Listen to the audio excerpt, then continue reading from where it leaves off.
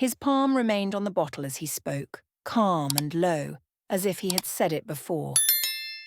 "There's something upstairs I'd like to show you." I followed him. I hesitated for a moment when I saw who was there, then silently followed him inside. Before we begin, if you've been here before, take a moment to like and subscribe. It means more than you think. And if this is your first time, welcome. You've chosen a good one. Now, let's get started. The rim of my wine glass was cool against my lips, but the gentle heat from the stone fireplace had already warmed my skin. I was perched on a tall bar stool, my sundress loose around my ankles as the fire warmed the air around me. I absent-mindedly traced the curve of the glass, watching the deep red swirl as the room flickered in gold. The bartender, in his late 30s with his sleeves rolled up, was polishing a bottle behind the counter. There was a steady ease about him, quiet, but noticeable. "I didn't think anyone would still be awake," I said, my voice just above the low jazz drifting through the lodge speakers. The night had emptied around us, leaving just me, the fire, and him. He looked over with a slow grin. Most don't make it past the second glass. I wasn't tipsy. Not quite. But the wine, the hush, the firelight, they had softened the edges of my thoughts. That kind of quiet that blurs your focus just enough to make everything feel possible, or at least worth wondering about. He refilled my glass and rested one arm on the bar, his eyes steady on mine. "There's something upstairs I want you to see." My fingers froze around the glass. I met his gaze, really met them. There was no push, no signal, just a quiet pause like the moment before a question. I set the drink down. "Is that allowed?" His smile didn't waver. "Only if you say yes." The hallway was dim, lit by flickering sconces that glowed softly against the wood. I followed him quietly, the hallway lit only by flickering sconces. I didn't ask where we were going. Somehow it felt better not to. At the top of the stairs, he opened a wide door to the left and I stopped. Inside, two men looked over as the door opened, one by the couch, the other by the doorway. Neither seemed surprised. I stayed still just for a moment. I heard the soft click of the door behind me. The door eased shut behind me with a soft click, and something in the air shifted quieter now, heavy with stillness. I stood still, one hand resting lightly against the wood, my focus narrowed, each moment stretching just slightly longer. He stepped past me, close enough that I caught the scent of soap and cedar. "Make yourself comfortable," he said, his voice calm, unhurried. "You've got good timing." The room wasn't what I expected. Wide fire-lit shadows moving to the jazz humming from somewhere unseen. A bottle waited on the table, 3 glasses already poured.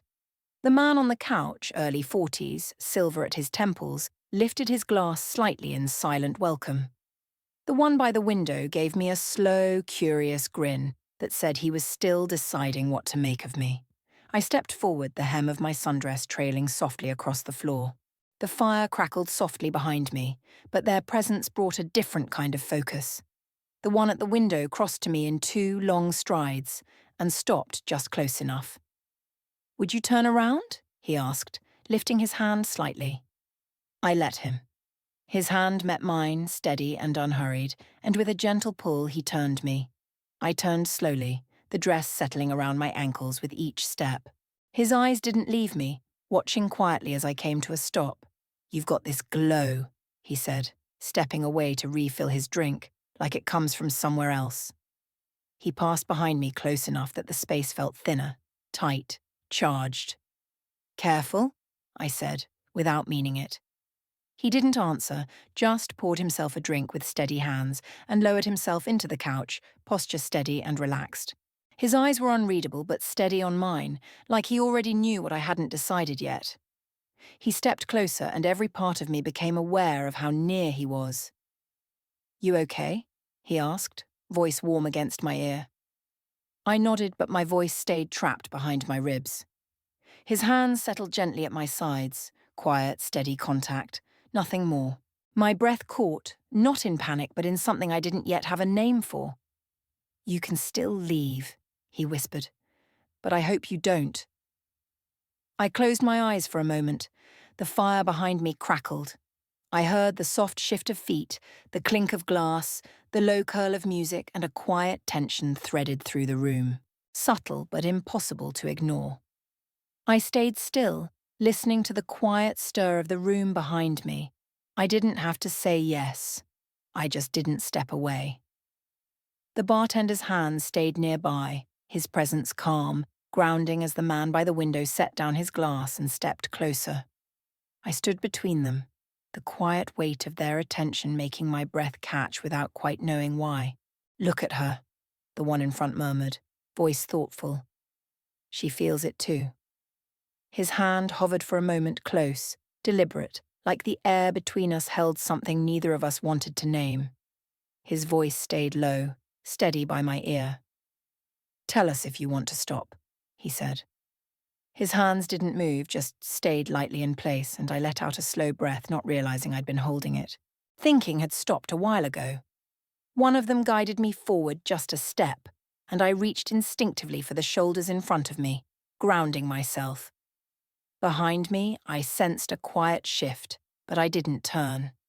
I tilted my head slightly, unsure what I expected next. The man in front leaned in and kissed me, soft, unhurried. I stayed close. From behind, I felt a light touch along my back, a steady guiding presence, and heard someone adjusting something near the floor. Everything around me felt deliberate, centered, still. I didn't speak, couldn't. Somehow we'd made our way toward the couch. I hadn't noticed when it happened. One of them gently motioned for me to sit, and I did, easing down as the quiet settled in around us. The man who had kissed me knelt in front of me, lifting my chin with 2 fingers until my eyes met his. "Still okay?" he asked, voice low, careful. I nodded once, my breath still unsteady. The bartender moved beside me and rested one hand near mine, calm and close. The third man stepped behind, gently brushing my hair aside. I felt the trace of fingertips along my shoulder, light as if you were reading something only he could see.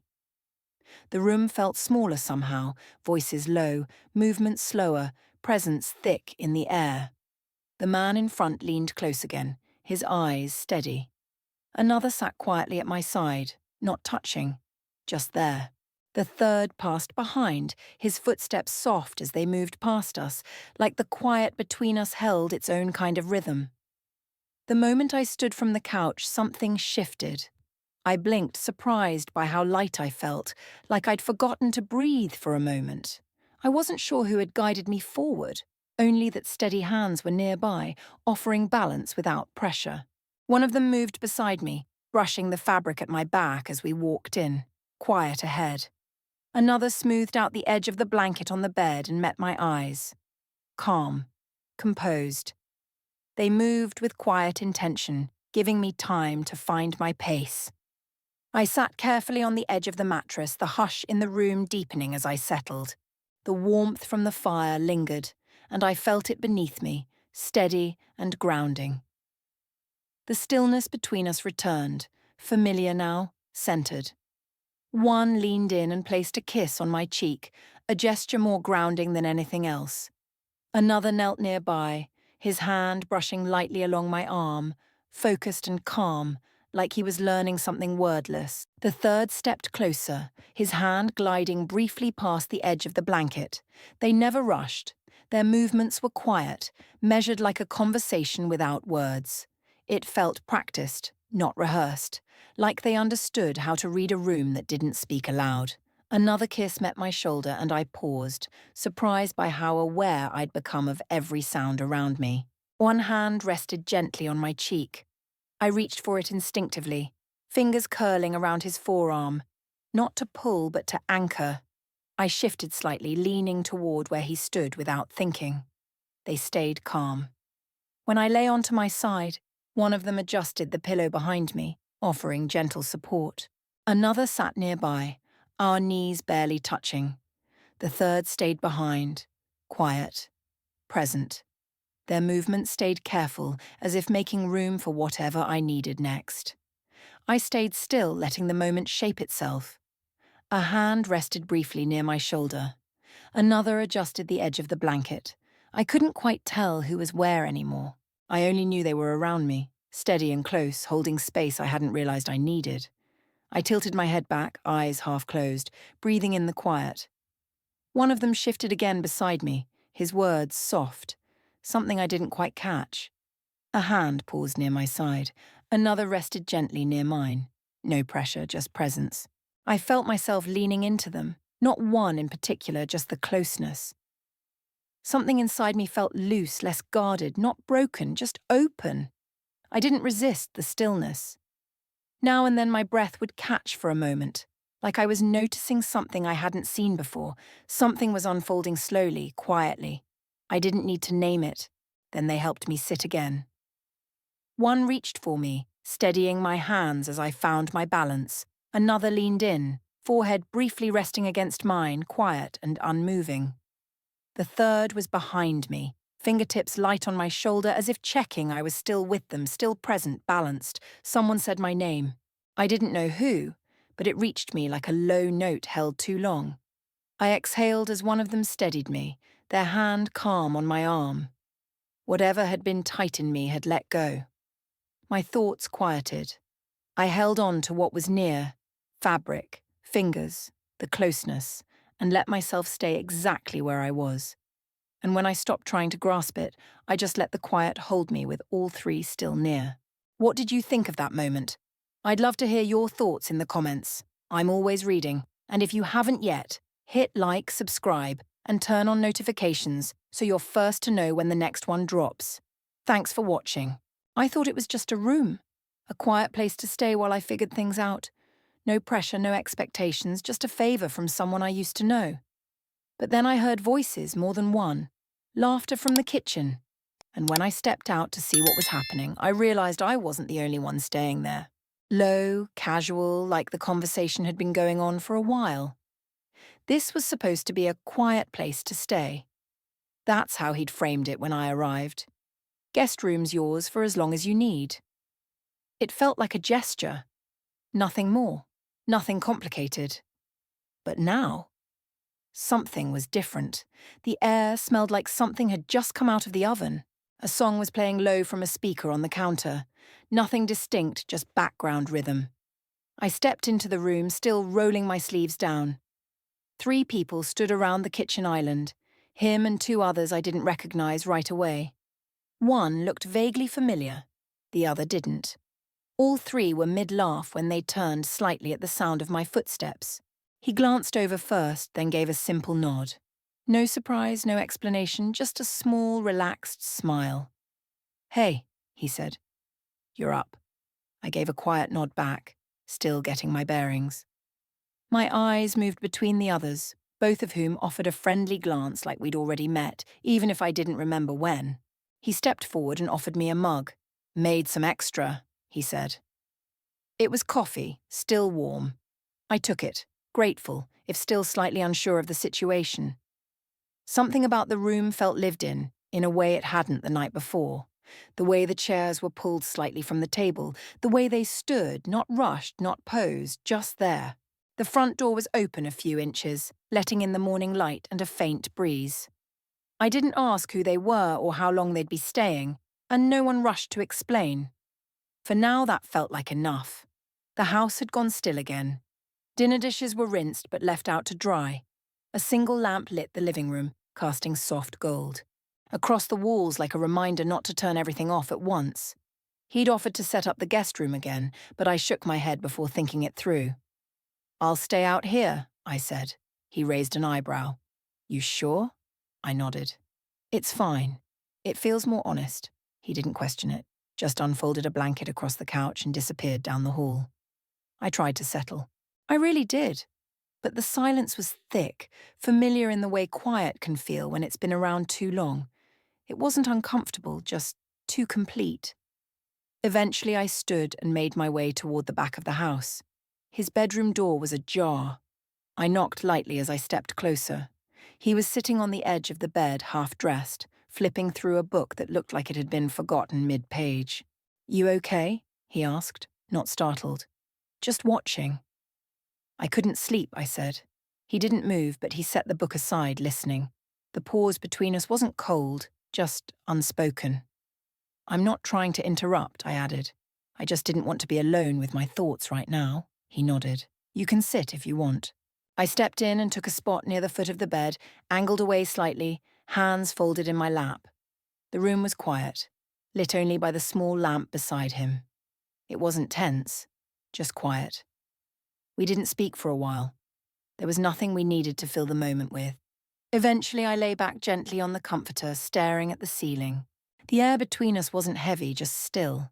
Somewhere in the pause between sentences, something settled. I don't know what shifted. Maybe nothing at all. Maybe just the way time slows down when no one's asking for anything. I didn't expect to feel this calm, I said. He gave a small, almost invisible nod. It's been a long week. That was all. We didn't move. We didn't explain. And for the first time in a while, it didn't feel like anything was waiting to happen. It just felt like a night that had finally gotten quiet enough to hold. The morning felt quieter than the night before. Not empty, just settled. Like the house had taken a deep breath and let it out slowly. I found him sitting on the back steps with a mug in his hand.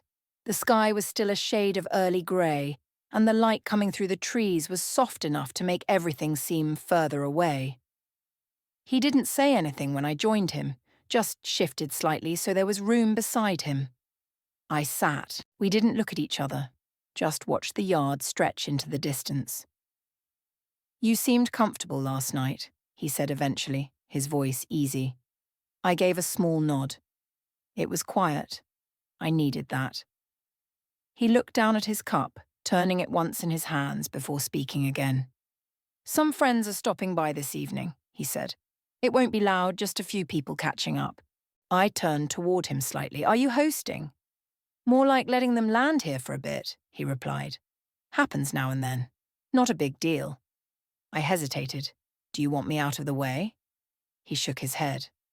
Number. You're welcome to stay. It's your space, too. I didn't say anything right away. I wasn't sure what I felt. Just that the thought of new voices in the house made something stir. Not nervousness, just uncertainty. They know someone's here? I asked. He nodded. Not specifics, just that the place isn't empty. I took another sip of coffee.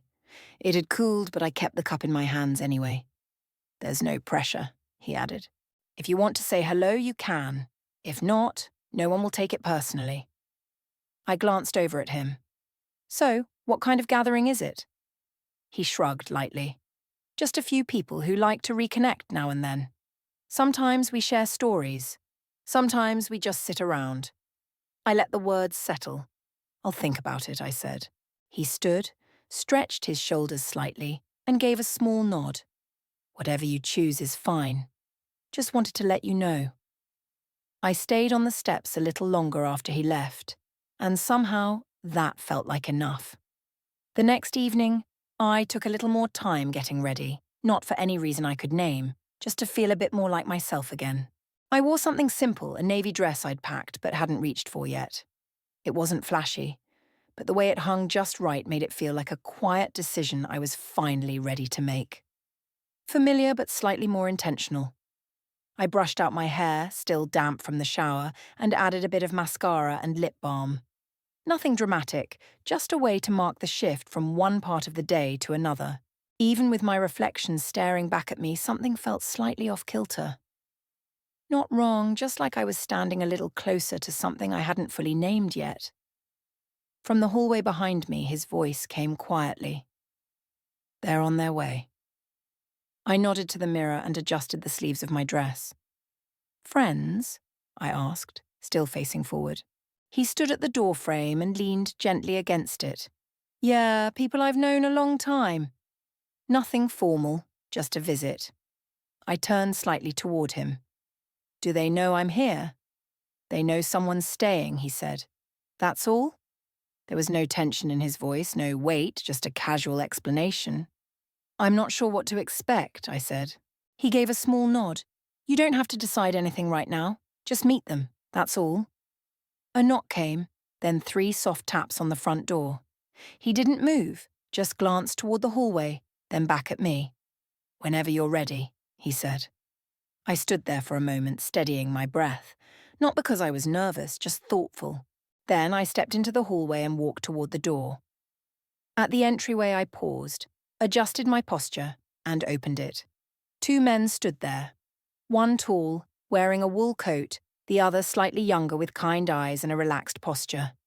They offered small nods in greeting, polite, unhurried. "Evening," one of them said with a quiet smile. There was no fanfare, no surprise, just a simple, respectful start. They stepped into the house quietly, not rushed, not cautious, just steady, like people used to arriving without fanfare. I didn't speak, neither did they. One of them set his coat over the back of a chair, brushing a bit of lint from the sleeve. The other glanced along the bookshelf, scanning the titles the way someone does when they're not in a hurry. No one looked at me right away, not out of avoidance, just giving space. When they finally turned, I was still standing by the hallway, cup in hand. The air between us felt still, not heavy, not charged, just unspoken.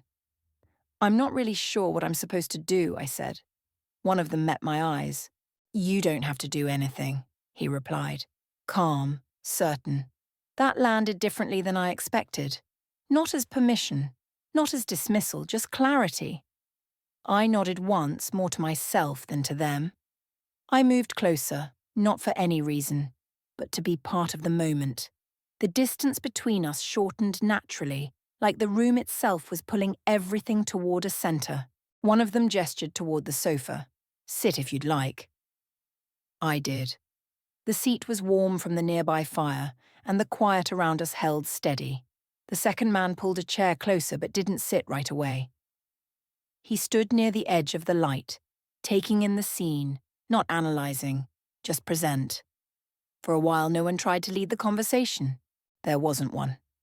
It felt less like something beginning and more like something that had already started without anyone realizing, like walking into a room and realizing it had been waiting for you to notice it. At some point, someone said something simple. I don't even remember what, but it was enough to shift the silence from still to shared. I leaned back a little and let myself breathe more deeply. No expectations, no roles, no pressure to define what this was. Just the comfort of being allowed to sit in a space where no one needed me to explain anything. That was enough. Not because it changed anything, but because it didn't ask me to. She didn't plan for this.